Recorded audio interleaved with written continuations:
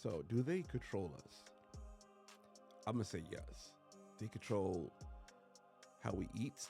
They control how we treat our children, how we treat our spouse, how we treat our friends, how we treat our co. So the question was asked, how does society control people's thoughts? And honestly, the answer is that it doesn't. Our thoughts are not external factors. Our thoughts are already internal. That wore this uniform, that died for this country, that could not vote at the time they were fighting for this country or fighting for their freedom. So while I still believe in voting, I think that it's time to update, maybe do away with the two-party system.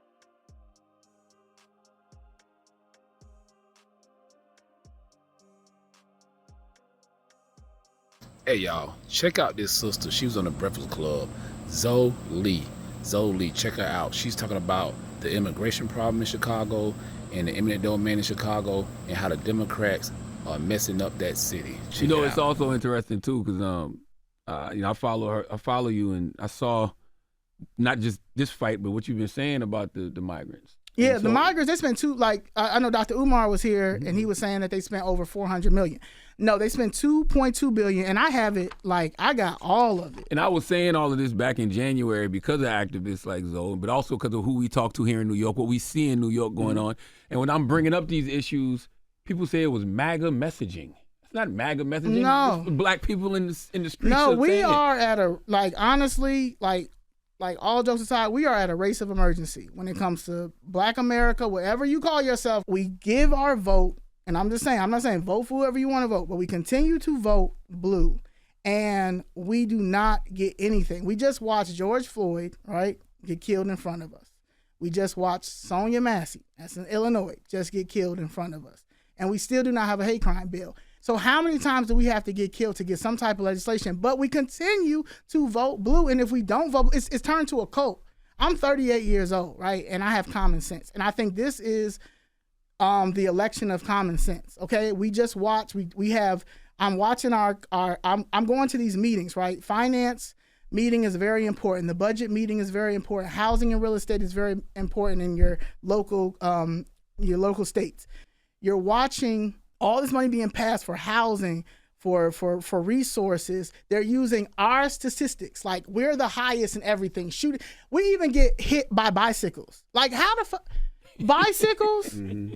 Like, you know what I'm saying? Like, we're for everything, right? So you get this money, and then none of it goes to our community. Where's the money at? Where's the audits? Where's IRS criminal division? Like, there was, in 1984 in Chicago, there was something called Operation Greylord. Operation Greylord is when they went and they picked up judges, they picked up police officers, lawyers, all that for all the corruption, right? And it needs to be another Operation Greylord, but this time with the city. But the IRS was involved, the feds was involved, because IRS criminal division needs to be involved because there's too many people sleeping on the street. Migrants as well, for you to have $2.2 billion. You're spending $700,000 a month. $700,000 a day on shelters. Where is this money at? You're dumping these undocumented immigrants in our communities that are already under-resourced. You're pushing us out. There's been mass illegal evictions, right? And they're not even putting that online. They're not even putting that on the news because they get more money with the illegals. All this money, $2.2 billion, $700,000 a day on migrant shelters. But we're supposed to continue to vote the way that we vote? No, what are you going to give us? We need legislation. We need a hate crime bill today. People keep talking about, Trump wants to give immunity to police. Police already have immunity.